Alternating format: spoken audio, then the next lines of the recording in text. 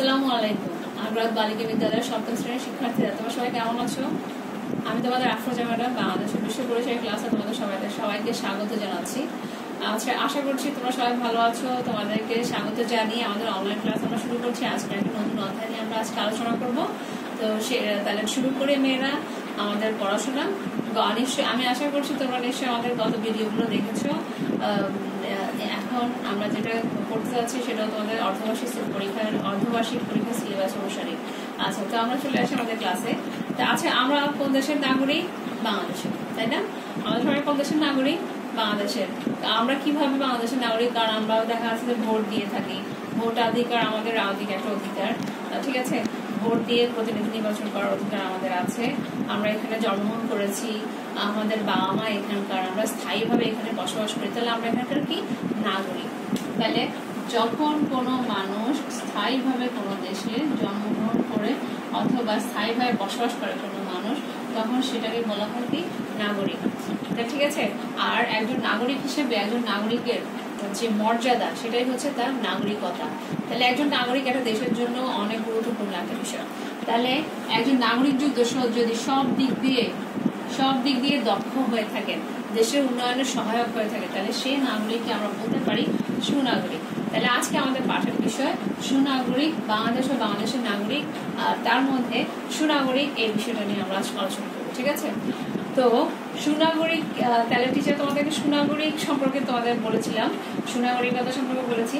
তাহলে একটা রাষ্ট্রের উন্নতি বা ডেভেলপ যাকে বলা হয় সেটা নির্ভর করে একজন সুনাগরিকের যোগ্যতা এবং দক্ষতার উপর ডিপেন্ড করে। তাহলে একটা দেশের প্রগতি ব্যর্থতা উভয় কিন্তু নির্ভর করে নাগরিকদের উপর।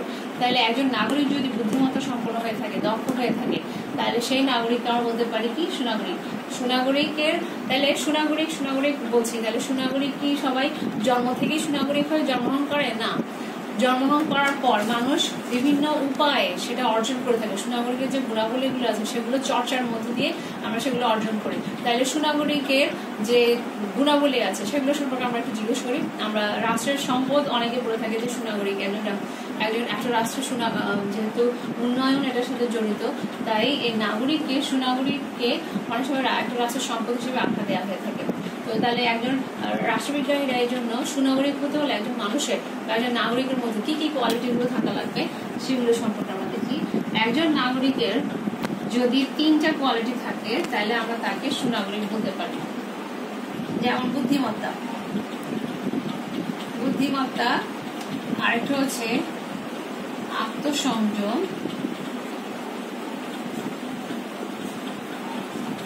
এবং বিবেক।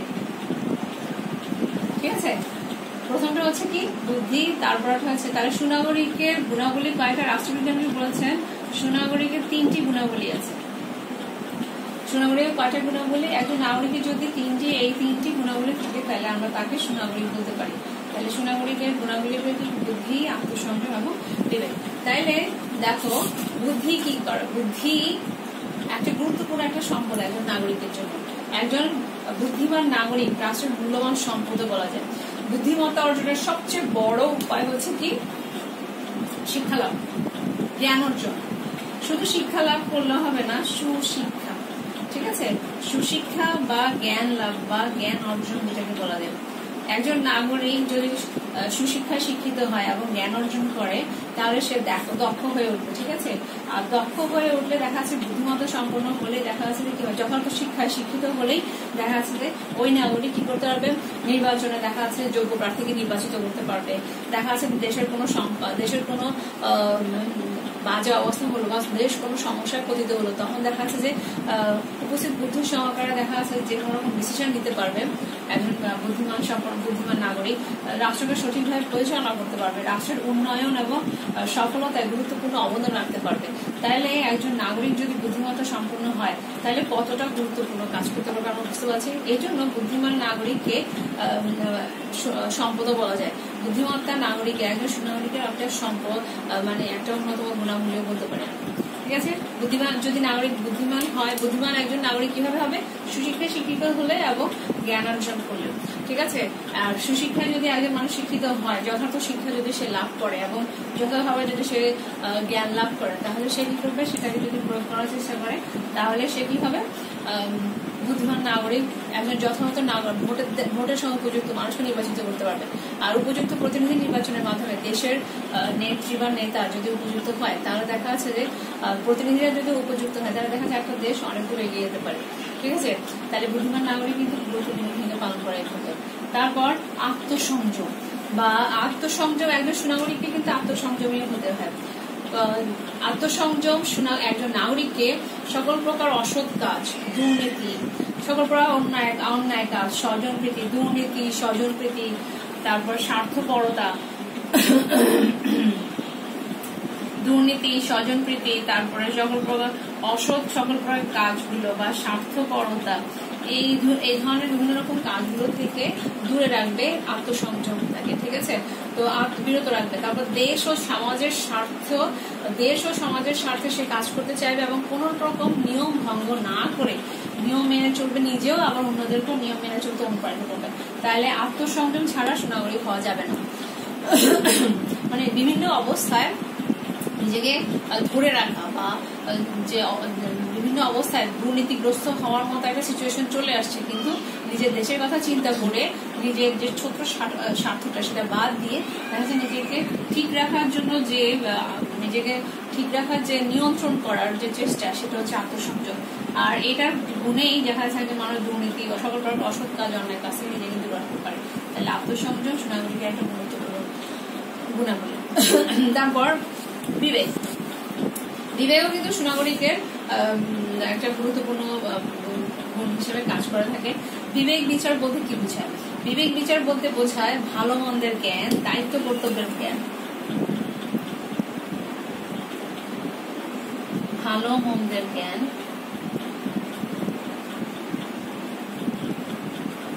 দায়িত্ব কর্তব্যের জ্ঞান।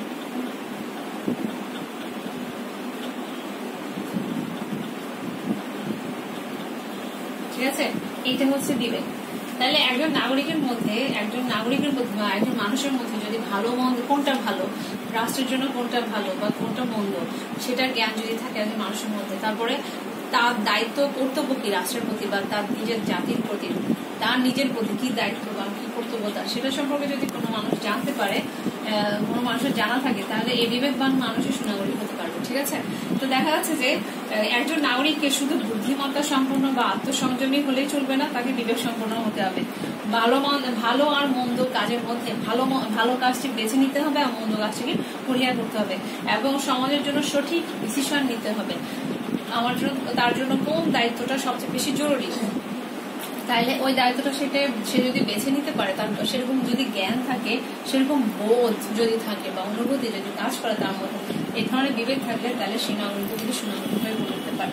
তাহলে ঠিক আছে, আমরা সুনাগরিকের কি কি গুণাবলী, সে নিজেও কিন্তু এই ধরনের বিবেকবান মানুষগুলো দেখা যাচ্ছে নিজেও ভালো কাজ করবে, আবার অন্যকেও ভালো কাজ করতে অনুপ্রাণিত করবে, ঠিক আছে। কাউকে খারাপ করতে দিবে না, দেশ ও সমাজের উন্নয়নের জন্য সবসময় কাজ করে যাবে, নিজের ছোট ছোট স্বার্থগুলোকে পরিহার করে দেশের জন্য কাজ করবে। তাহলে এই ধরনের বিবেকবান মানুষগুলো হচ্ছে কি একটা রাষ্ট্রের সুনাগরিক। তাহলে ঠিক আছে, তাহলে আর মানে একজন সুনাগরিকের আর কোন কোন গুণাবলী থাকতে পারে? যেমন দেখা যাচ্ছে যে একজন সুনাগরিক দেশের শাসন সম্পর্কে জানতে পারে, অন্যায়ের প্রতিবাদ করার মতো মনোভাব রাখতে পারে। এই ধরনের বিভিন্ন কাজগুলো করলে তাহলে তাকেও সুনাগরিক হতে পারে।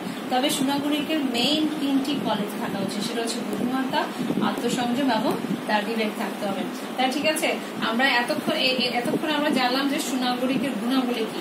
সুনাগরিক একটা দেশের মূল্যবান সম্পদ। একজন যেরকম উপযুক্ত সার, মাটি এগুলো না থাকলে যেরকম একটা গাছ বেড়ে উঠতে পারে না, ঠিক সেরকম নাগরিকের মধ্যে যদি এসব কোয়ালিটি বা এসব গুণাবলী না থাকে, তাহলে সে নাগরিকও কি হতে পারে না, সুনাগরিক হিসেবে করতে পারে না। তাহলে একজন সুনাগরিক একটা দেশকে ভালোবাসবে এবং দেশের উন্নতির জন্য কাজ করবে। তাহলে আমাদের সবারই কিন্তু এই ধরনের প্রচেষ্টা চালানো উচিত। আচ্ছা, এই সুনাগরিক হওয়ার পেছনে কতগুলো প্রতিবন্ধকতা কাজ করে, কতগুলো কারণে মানুষ সুনাগরিক হতে পারে না। সেটার মধ্যে একটা হচ্ছে উদাসীনতা বা নির্লিপ্ততা। এই কারণেও কিন্তু মানুষ কি হতে পারে না, দেখা যাচ্ছে সুনাগরিক হতে পারে না। এটা এক ধরনের প্রতিবন্ধকতা। মানে সাধারণভাবে কাজের প্রতি মানুষের যে উদাসীনতা সেটাকে কি বলা হয়? নির্লিপ্ততা বলে। উদাসীনতা বা নির্লিপ্ততা, ঠিক আছে? এটা সুনাগরিকের হওয়ার পথে একটা বড় রকম বাধা। আর এই নির্লিপ্ততা সৃষ্টির একটা কারণ হচ্ছে সেটা হচ্ছে অশিক্ষা, মানে যথাযথ শিক্ষার অভাব। একজন মানুষ যদি শিক্ষা লাভ না করে, অলসতা তার মধ্যে কাজ করে এবং দারিদ্র অবস্থা যদি বিরাজ করে, তাহলে সেই ক্ষেত্রে মানুষের মধ্যে নির্লিপ্ততা বা উদাসীনতা দেখতে পাওয়া যায়। এরপর আরেকটা বলতে পারি আমরা ব্যক্তি স্বার্থপরতা, ঠিক আছে? ব্যক্তি স্বার্থপরতা, কোনো মানুষ যদি সেলফ সেন্টার্ড হয়, মানে নিজের স্বার্থটাকে গুরুত্বপূর্ণ মনে করে, তাহলে দেখা যাচ্ছে যে ব্যক্তি স্বার্থপরতা থেকেও দেখা যাচ্ছে কি হয় একজন, এটা কিন্তু সুনাগরিকের পথে একটা বড় রকম বাধা। আর কোনো নাগরিক যদি নিজের স্বার্থটাকে বড় করে দেখে, তাহলে দেখা যাচ্ছে যে সে কি করবে? দুর্নীতিগ্রস্ত নেতা নির্বাচন করবে, নিজের স্বার্থের কথা চিন্তা করে, ঠিক আছে? দুর্নীতি করবে, স্বজনপ্রীতি করবে, তারপর দেখা যাচ্ছে যে পক্ষপাতিত্বমূলক কাজ করবে, নির্বাচনে অনুপযুক্ত প্রার্থীকে, অযোগ্য প্রার্থীকে নির্বাচিত করবে। ফলে দেখা যাচ্ছে কিন্তু দেশের 12টা বাজবে, ঠিক আছে? দেশের শাসন ঠিকভাবে পরিচালিত হবে না, দেশের উন্নয়ন ক্ষতিগ্রস্ত হবে। তাহলে দেখতে পাচ্ছি এরপরে দলীয় মনোভাব। যেহেতু গণতন্ত্রের কথা আসে, গণতন্ত্র একটা উপযুক্ত এখন সবচেয়ে জনপ্রিয় একটা শাসন ব্যবস্থা, তাহলে গণতন্ত্রে কিন্তু দলীয় ভাব থাকবে, দলীয় শৃঙ্খলার বিষয় আসে। কিন্তু যখন একটা মানুষের মধ্যে দলীয় মনোভাব বেশি বেশি গুরুত্ব পাবে, মানে সে যে দল করে সেই দলের মানুষকে বা সেই দলটাকেই সে বেশি গুরুত্ব দিবে, অন্যান্য দলের ভালো ভালো কাজগুলোকে গুরুত্ব দিতে চাইবে না, বা অন্যান্যদের কাজগুলোকে সে গুরুত্ব দিতে চাইবে না বা গুরুত্ব সহকারে নিবে না, তখন সেই ক্ষেত্রেও কিন্তু কি হবে? এই ধরনের মনোভাবও কিন্তু দেখা যাচ্ছে একজন মানুষের সুনাগরিক হওয়ার পেছনে বাধা হিসেবে কাজ করে। তারপরে একজন মানুষ যদি অজ্ঞ হয়, অজ্ঞতা বা নিরক্ষরতা, একজন মানুষের মধ্যে যদি উপযুক্ত শিক্ষা বা লেখাপড়া একদম না জানে, যদি স্বল্প শিক্ষিত হয়, তাহলে সেই ক্ষেত্রেও কিন্তু তার মধ্যে সুনাগরিকতার অভাব দেখতে পাই আমরা। কারণ একজন মানুষ যদি সঠিকভাবে শিক্ষিত হয়, উপযুক্ত শিক্ষায় শিক্ষিত হয়, তাহলে সেই কিন্তু কি করবে? রাষ্ট্রপতি তার কি দায়িত্ব না, তার সন্তানদেরকে যে ভালোভাবে শিক্ষিত করতে হবে, সে নিজেও শিক্ষিত হতে হবে, সেটা সম্পর্কে সে জানবে না, কারণ সে অজ্ঞ তাই। আচ্ছা, ঠিক আছে। এরপর আরেকটা বিষয়, সেটা হচ্ছে ধর্মান্ধতা। ধর্মান্ধতা হচ্ছে কি? কোন মানুষ যদি শুধুমাত্র নিজের যে ধর্মে বিশ্বাসী, সে ধর্ম ছাড়া অন্যান্য ধর্মগুলোর কাজকর্মে বা অন্যান্য ধর্মগুলোর কাজকর্মে বা প্রচারণা যদি বাধা সৃষ্টি করে বা অন্যান্য ধর্মগুলোর প্রতি বিদ্বেষী মনোভাবী হয়, তাহলে সেই ক্ষেত্রেও কিন্তু ধর্মান্ধতা সৃষ্টি হয়। আর এটার কারণেও কিন্তু শিশু নাগরিক হতে পারে। আর এই ধর্মান্ধতার কারণেও কিন্তু একটা দেশের উন্নয়ন বাধাগ্রস্ত হতে পারে, ঠিক আছে? তারপরে আরেকটা কারণকে আমরা করতে পারি, সেটা হচ্ছে দাম্ভিকতা বা অহংকার। দাম্ভিকতা এটা একটা নেতিবাচক চারিত্রিক বৈশিষ্ট্য। এর ফলে ব্যক্তি কি করে? ব্যক্তি শুধুমাত্র নিজেকে বড় মনে করে আর দেশের সবাইকে অন্যরকম, মানে নিজেকে সবচেয়ে বেশি প্রায়োরিটি দেয়, অন্যদেরকে সবাইকে ছোট মনে করে, মানে অন্যদের মতামতকে তেমন গুরুত্ব দিতে চায় না, নিজের মতামতকে আবার অন্যদের উপর চাপিয়ে দিতে চায়। তখন সেই ক্ষেত্রে দাম্ভিকতার কারণে কিন্তু সেই ব্যক্তি আর সুনাগরিক হতে পারে না, দেশের উন্নয়ন ক্ষতিগ্রস্ত হয়। তারপরে আছে সাম্প্রদায়িকতা। দেখা যাচ্ছে কোনো একটা সংখ্যাগরিষ্ঠ ধর্মের আধিপত্য সাম্প্রদায়িকতার মনোভাব তৈরি করে।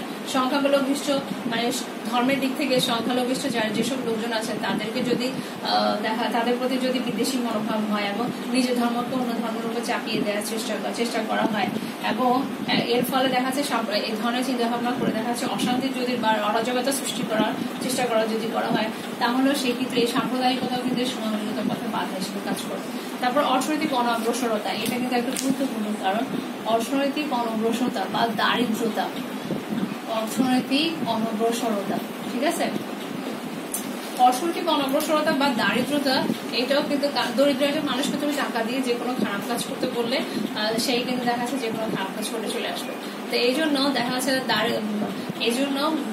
এই দারিদ্রতাও কিন্তু একটা সুনাগরিকতার পথে একটা বড় রকমের বাধা, ঠিক আছে? এই জন্য যদি আমাদের দেশের 1/3 মানুষ কিনা দেখা যাচ্ছে লিখতে পড়তে পারে না, এদের মধ্যে এরা দরিদ্র, মানে নিম্ন সীমায় বসবাস করে একদম, তাহলে দেখা যাচ্ছে তাদের মধ্যে সচেতনতা বেশি আসবে না, তারা শিক্ষিত হতে পারবে না, তারা দেখা যাচ্ছে বিবেক বোধ সম্পন্ন হয়ে সঠিক কাজটা করতে পারবে না, তাহলে সেক্ষেত্রে তারও সুনাগরিক হয়ে ওঠার সম্ভাবনা। সেই ক্ষেত্রে সুনাগরিকতার ক্ষেত্রে এটা একটা অর্থনৈতিক অনগ্রসরতার গুরুত্বপূর্ণ মানে সমস্যা হিসেবে কাজ করে। তাহলে ঠিক আছে, আমরা আজকে কি পড়লাম, সুনাগরী কাকে বলে এটা সম্পর্কে পড়লাম, সুনাগরিকতার পথে বাধাগুলো কি সেটা সম্পর্কে জানলাম। তাহলে আজকে আমরা একটু বাড়ির কাজটা নিয়ে নিই। মেয়েরা তোমাদের বাড়ির কাজটা নিয়ে নাও। বাড়ির কাজ, সুনাগরিক কাকে বলে,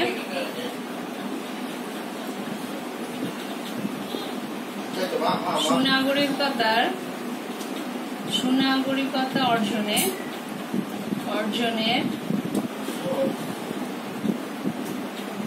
গুণাবলী সমূহ সুনাগরিকতা অর্জনের গুণাবলী সমূহ আলোচনা করো। তাহলে ঠিক আছে, আজকে আমাদের এটুকু পর্যন্ত থাকলো মেয়েরা। তাহলে আগামী ক্লাসে আবার দেখা হবে। সে পর্যন্ত সবাই সুস্থ থাকো, ভালো থাকো, আর ক্লাসগুলো ফলো করবে, নিয়মিত ক্লাসগুলো দেখবে। তাহলে দেখা যাচ্ছে তোমরা তোমাদের সমস্যাটা বুঝতে পারবে, পারলে তখন তোমাদের ক্লাস টিচারের সাথে শেয়ার করতে পারবে, এবং সেখান থেকে আমরা আমাদের সাথে শেয়ার করতে পারবে চাইলে। তাহলে ক্লাসগুলো দেখবে আশা করছি। তাহলে ঠিক আছে, আবার দেখা হবে নেক্সট ক্লাসে। সেদিন পর্যন্ত তোমরা সবাই ভালো থাকবে, সুস্থ থাকো। আল্লাহ হাফেজ।